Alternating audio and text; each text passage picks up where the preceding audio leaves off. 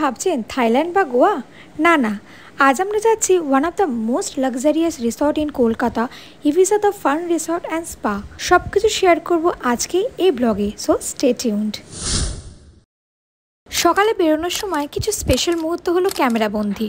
Resort যাওয়ার পথে আমরা লাঞ্চ করলাম চড়ুইভাতি নামক এই রেস্টুরেন্টে। এটি রিসর্ট থেকে 2 কিলোমিটারই আগে ছিল। আমাদের চেকিং ছিল 2টোর সময়, তাই লাঞ্চটা করে যাওয়াটাই বেটার ছিল, এতে ওখানে টাইমটা সেভ হবে। প্রথমবার আসা এই রেস্টুরেন্টের ব্যাপারে 5টা ছোট্ট কথা বলতে চাই। Number 1, nice atmosphere. Number 2, quick food service. Number 3, huge food quantity. Number 4, tasty food. And number 5, very reasonable price. তখন প্রায় 1টা বাজে, তাই একটু তাড়াতাড়ি করেই আমাদের খেতে হলো। খাবার আগে কিছু মুহূর্ত হলো ক্যামেরাবন্দি। আমরা 3 plate fried rice, 2 plate chicken order করেছিলাম। ট্রাস্ট মি, 2 প্লেটে উই আর ডান। এত কোয়ান্টিটি ছিল, টেস্টও ছিল ভীষণ ভালো। ইভিসা রিসর্টে এলে চড়ুইভাতি থেকে একবার হলেও ঘুরে যাবেন, ভালো লাগবে। বেরিয়ে পড়লাম রিসর্টের দিকে, আর এক পলকে পৌঁছেও গেলাম আওয়ার ডেস্টিনেশন। ফাইনালি ভীষণ এক্সাইটেড। কী যে ভালো লাগছিল এক্সপ্লেন করতে পারবো না। মনে হচ্ছিল সত্যি সত্যি কলকাতার বাইরে কোথাও বেড়াতে এসেছি। এত গ্রিনি, এত সুন্দর পরিবেশ কোথায় পাবো। তখন প্রায় 1:30 বাজে। আমরা অন টাইম পৌঁছে গেলাম। গেট থেকে ভেতর অবধি অনেকটা লম্বা রাস্তা, দুপাশে পরিপাটি করে সাজানো গাছ। এই হলো ইভিসা রিসর্টের মেন এন্ট্রান্স। এখানে যদি এই অ্যারোটাকে ফলো করে আপনি চলেন, তাহলে আরেকটু গেলেই মেন গেটটা দেখতে পাবেন। অ্যান্ড এই হলো রিসেপশন এরিয়া। দেখে তো বুঝতেই পারছেন যে শুধু রিসেপশনটাই কত বড়। এই সময় শুধু মনে হচ্ছে যেন কিছু মিস না করে ফেলি। কতক্ষণে রুমে যাব, কতক্ষণে পুলে নামবো, ভীষণ এক্সাইটেড ছিলাম। এইসব জায়গায় এসে ব্লগ করা ইজ সো ডিফিকাল্ট। কেন কি আমরা এনজয় করব কি ফটো ভিডিও তুলবো, কিচ্ছু মিস করতে চাই না, সবটা কভার করতে চাই। লম্বা 2 ঘন্টা রাস্তার পর এবার ফাইনালি গাড়ি থেকে নামতে হবে আমাদের। গাড়ি থেকে নেমেই আমরা গেলাম রিসেপশনের দিকে। আমার একটু একটা কাজ বাকি ছিল, সেটা হচ্ছে আমার মেয়েকে খাওয়ানো বাকি ছিল। সো আমি একটু তাড়াতাড়ি করছিলাম, কারণ 2টো বেজে গেছিলো তখন অলরেডি। রিসেপশন এরিয়াটা দেখতে পাচ্ছ কত বড়, কত সুন্দর। বাচ্চাদের জন্য চকলেটস অ্যান্ড সবার জন্য ওয়েলকাম ড্রিঙ্ক হিসেবে আমপান্নার শরবত ছিল। মিষ্টি ওয়াজ সো এক্সাইটেড। এতটা জার্নি করার পরেও একটু ওকে দেখে টায়ার্ড মনে হচ্ছিল না। রিসেপশন থেকে বেরিয়ে এবার চললাম রুমের দিকে। এটা একটা লবি পোর্শন। রুমসের অনেক ক্যাটাগরি আছে, যেগুলো মেক মাই ট্রিপে পেয়ে যাবেন। রাইট সাইডে যে একটা ম্যাপ দেখছেন, এটা পুরো প্রপার্টির ম্যাপ। আমরা 2টো রুম নিয়েছিলাম, একটা জেন্টস রুম, একটা লেডিসদের জন্য। এখানে বেশ বড় জায়গা নিয়ে ইনডোর গেমস এরিয়া ছিল, যেখানে আপনি টেবিল টেনিস, দাবা, ক্যারাম, পুল গেম আরও অনেক কিছু খেলতে পারবেন। আর এই হলো আজকের অ্যাক্টিভিটি চার্ট, যেটা আপনি ফ্রি অফ কস্ট এর আনন্দ উপভোগ করতে পারবেন। সিঁড়ি দিয়ে উঠতে উঠতে দেখতে পেলাম পাশেই একটা খুব সুন্দর বসার জায়গা আছে, আর বার কাম রেস্টুরেন্টও আছে। আমরা নিয়েছিলাম প্রিমিয়াম ক্যাটাগরির রুম। প্রিমিয়াম ক্যাটাগরির আর স্যুট ক্যাটাগরির যে কটা রুম আছে সব এই বিল্ডিংয়েই আছে। এই অটোমেটিক কাঁচের দরজাটার ভেতরে যতটা লবি পোর্শন দেখছেন ততটাই এসি। এবার আমি একটা ছোট্ট করে রুম ট্যুরের ভিউ দেবো আপনাদের। রেডি তো? এখান থেকে স্টার্টিং হচ্ছে আমার রুম ট্যুর। প্রথমেই শুরু করছি electric kettle with cha, coffee, sugar and all. এগুলোর নিচে ছোট্ট একটা mini fridge. And look at the room and the colour combination. রুমটাতে ছিল সাবেকিয়ানা। সেন্ট্রাল এসি থাকার পরেও রুমে সিলিং ফ্যানও ছিল, আর সিলিংটা ছিল এত সুন্দর কড়িকাঠের ডিজাইন। এবার আসছি বাথরুমে। ছোটোর মধ্যে সুন্দর আর এসেনশিয়াল সব কিছুই প্রেজেন্ট ছিল। শাওয়ারের পোর্শনটা ব্যাকে ছিল। ওয়াশরুমের সাইডে ছিল ওয়ার্ড্রপ, যেখানে hanger, locker, laundry bag, room slipper সব কিছুই ছিল প্রেজেন্ট। এবার আসছি রুমের মেন অ্যাট্রাকশন, যেখানে একটা সুন্দর সোফা ছিল, যেখান থেকে দারুণ একটা উইন্ডো ভিউ পাচ্ছিলাম। রুমের এই পোর্শনটা আমার সব থেকে ভালো লেগেছিল। বিউটি প্রোডাক্ট যে কটা প্রোভাইড করা হয়েছিল সব ছিল বায়োটেক কোম্পানির। রুম ভিউ হলো এখানেই শেষ। এবার যাবো আমরা পুল সাইডে। ব্লগ বানানোর অভ্যেস আমার নেই, সে তো আমার ব্লগ বানানো দেখেই বুঝতে পারছেন। যাই হোক, এবার যা যাক সুইমিং পুল এরিয়ায়। সানডে থাকার কারণে ক্রাউডও বেশ ভালোই ছিল। দেখুন সুইমিং পুল এরিয়াটা কত বড়। আপনাদের সুইমিং পুলের জন্য সুইমিং কস্টিউম ক্যারি করতে হবে, না হলে আপনি এখান থেকেও ভাড়া নিতে পারেন। আর পুলে নামার আগে স্পেশালি ফিমেলদের সুইমিং ক্যাপ ক্যারি করতে হবে মাথায়, না হলে সুইমিং ক্যাপও ওখান থেকে ভাড়া নিতে হবে। এখানে খাওয়া দাওয়া, জল সবই লিটল বিট কস্টলি, সেই ব্যাপারে পরে আসছি। পুলে নামার আগে কিছু মুহূর্ত আর পুলে নামার পরের কিছু মুহূর্ত। সুইমিং পুলে বেশ অনেকক্ষণ খুব ভালো মুহূর্ত কাটালাম আমরা সবাই মিলে। এবার রুমে ফেরার পালা, কারণ আরও অনেক কিছু ওয়েট করছে আপনাদের জন্য।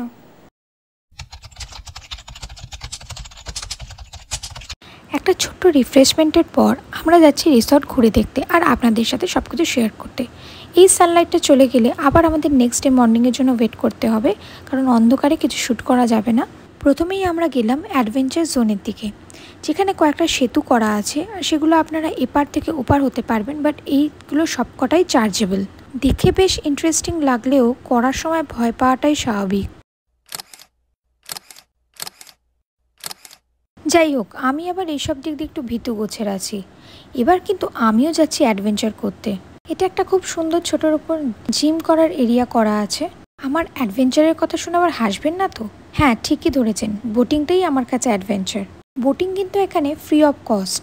সকাল 9টা থেকে বিকেল 5টা 5:30 অবধি আপনি এখানে বোটিং করতে পারেন, কিন্তু তারপর আর বোটিং অ্যাভেলেবেল না। যাই হোক, আমরা লাইফ জ্যাকেট পরে নেমে পড়লাম বোটিং করতে।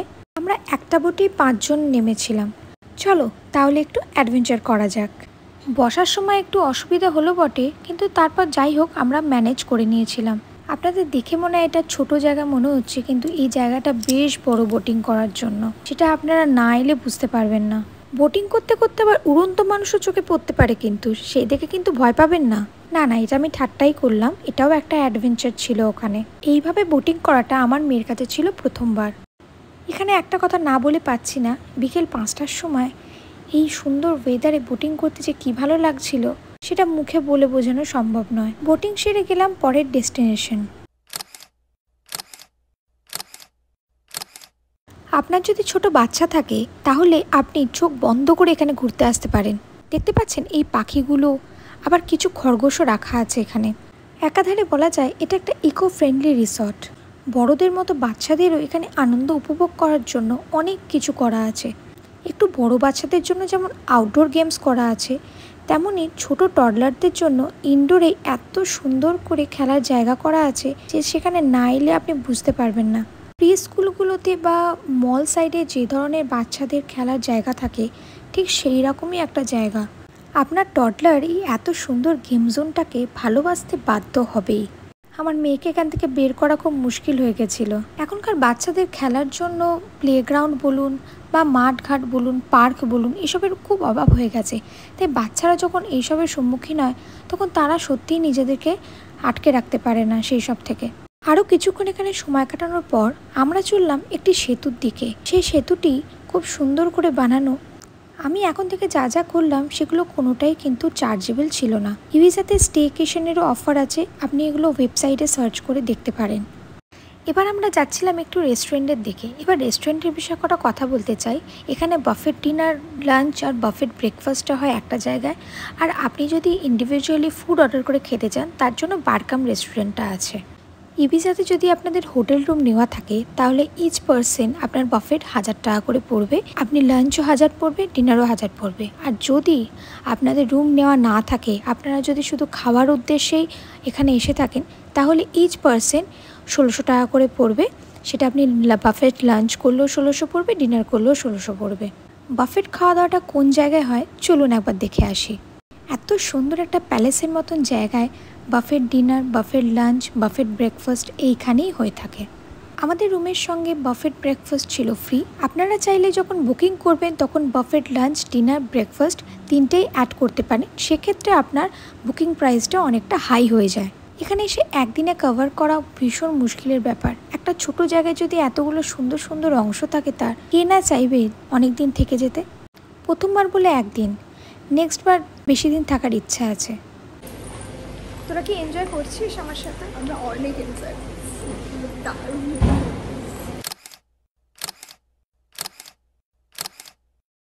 এসেই দেখলাম দিদা যেন সন্ধেবেলার পার্টির জন্য একদম রেডি হয়ে বসে আছে। এবার আমাদের রেডি হওয়ার পালা। ঝটপট করে অন্য রুমে গিয়ে মেকআপ করে রেডি হয়ে গেলাম, এবং এটা হলো আমার ফাইনাল ইভিনিং পার্টি লুক।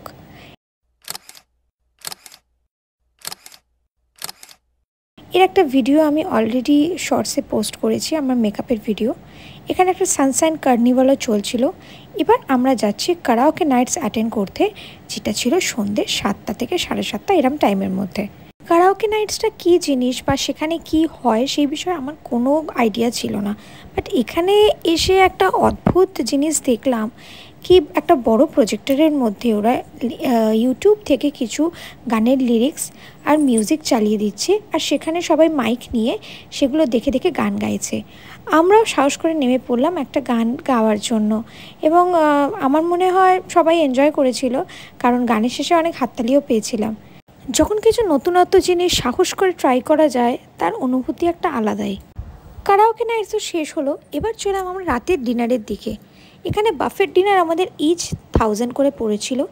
এখানে আপনি দেখতে পাচ্ছেন রাতের ডিনারে কত কিছু আইটেম ছিল।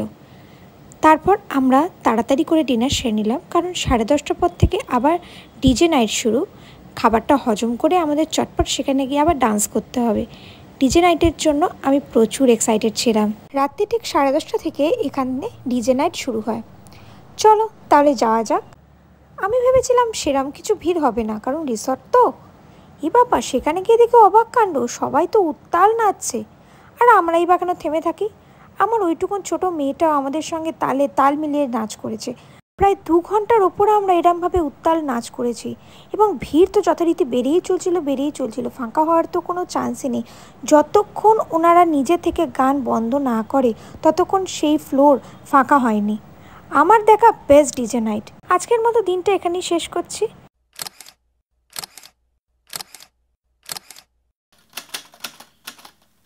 সকালে উঠেই মনে পড়ে গেল আজকে আমাদের বাড়ি ফিরতে হবে। মনটা একটু খারাপ হলেও বাফেট ব্রেকফাস্ট থেকে মনটা ভালোই হয়ে গেল। কি ছিল না ব্রেকফাস্টে, এত কিছু ছিল যে কোনটা খাবো না বুঝতেই পারছিলাম না। ব্রেকফাস্টে কী আছে সেগুলো ডিটেলসে নেওয়ার চেষ্টা করেছি। কাট ফ্রুট, স্যালাড অ্যান্ড অল এগুলো তো দেখেই নিলেন।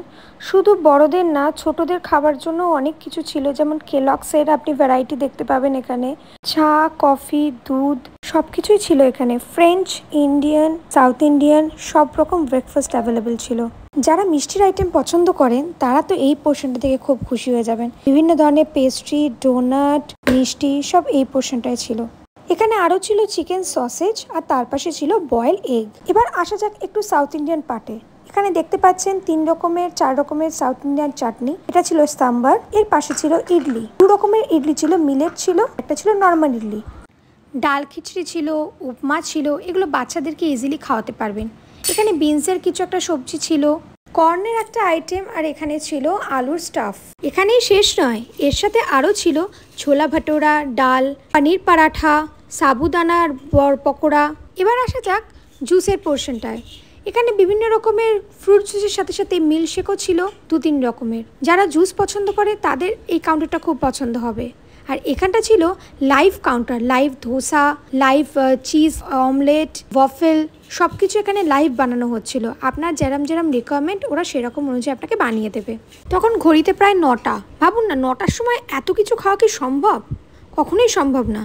তাই যেটুকুন যা বুঝলাম, যা মনে করলাম, সেই অনুযায়ী এই 2টো প্লেট সাজিয়ে নিয়ে চলে এলাম উইথ ফ্রুট জুস। একটা হিউজ লাঞ্চের মতো ব্রেকফাস্ট করে আমরা বেরিয়ে পড়লাম বাগানের দিকে হাঁটতে। এই খাবারটাও তো হজম করতে হবে। আমাদের ছিল 11টার সময় চেক আউট, সেই জন্য তাড়াতাড়ি রুমে গিয়ে স্নান করে রেডি হয়ে গেলাম, কারণ এবার রুম ছাড়ার সময় এসে গেছে। যাই হোক, ওনারা কিন্তু কোনো তাড়া দেননি। আমরা একটা প্ল্যান করেছিলাম যে রুম ছাড়ার পরে আমরা পুরো রিসর্টটাকে ভালো করে ঘুরে দেখবো, যা ফটোশ্যুট করার সব করব। তাই আগে চেক আউটের ফর্মালিটিগুলো সেরে ফেলি। তারপরে নেক্সট 2 ঘন্টা কী করলাম তার একটা ছোট্ট ঝলক আপনাদের কাছে উপস্থিত করছি। মেয়ের সাথে এখানে ছুটি একটু ক্যারাম খেললাম, রিসর্টের লবি পোর্শনে দৌড়াদৌড়ি করলাম। এত সুন্দর একটা জায়গায় এসে ভিডিও করবো না তা কি করে হয়। গার্ডেনের কিছু স্লো মোশনে ভিডিও করলাম, আর অনেক ফটো তুললাম সেই মেমোরিগুলো বাড়ি নিয়ে যাওয়ার জন্য। আমার বোন রিলস বানানোর সঙ্গে সঙ্গে আমার কটা স্লো মোশন ভিডিও তুলে দিল। কিছু পার্টিকুলার মিউজিকের উপর তো ভিডিও বানাইনি, বাট ভেবেছিলাম যে কোনো জায়গাও যেন মিস না হয়, সব জায়গায় যেন ভিডিও তুলতে পারি। মিষ্টি যথারীতি পৌঁছে গেছিল তার ফেভারিট জায়গায়, সেই গেম জোনে, কালকে যেটা আমি দেখিয়েছিলাম। এখানে ও অনেকক্ষণ ধরে নিজের মতন করে খেলেছে, ওখান থেকে বার করা খুব মুশকিল হয়ে গেছিল আমাদের। আর একটা জিনিস আমি শেয়ার করতে চাই, পুল সাইডের ব্যাক সাইডে আপনারা দেখছেন এই ছোটো ছোটো কটেজগুলো, এইগুলো এদের ফার্স্ট ক্যাটাগরির রুম। আপনারা এখানেও বুকিং করতে পারেন। সুইমিং পুলে নামার ইচ্ছা থাকলেও টাইম শর্টেজের জন্য আর নামা হলো না। যাই হোক, এবার আর একবার এক পাক ঘুরে নিয়ে যেতে হবে আমাদের গাড়ির কাছে। তখন প্রায় দুপুর 1টা বাজে। সময়টা কিভাবে কেটে গেল বুঝতেই পারলাম না। এবার ইবিজাকে বিদায় দেওয়ার পালা। বাড়ি যাওয়ার দুঃখ থাকলেও 24 ঘন্টার যে মুহূর্তগুলো আমরা কাটিয়েছি সেগুলো যেন মনে সতেজ হয়ে আছে। সেই উত্তেজনাই আমাদের আবার টেনে আনবে ইবিজা রিসর্টে। এবার এলে কম করে 2 দিন তো থাকবই, এটা আমাদের ফিক্স হয়ে গেছিল।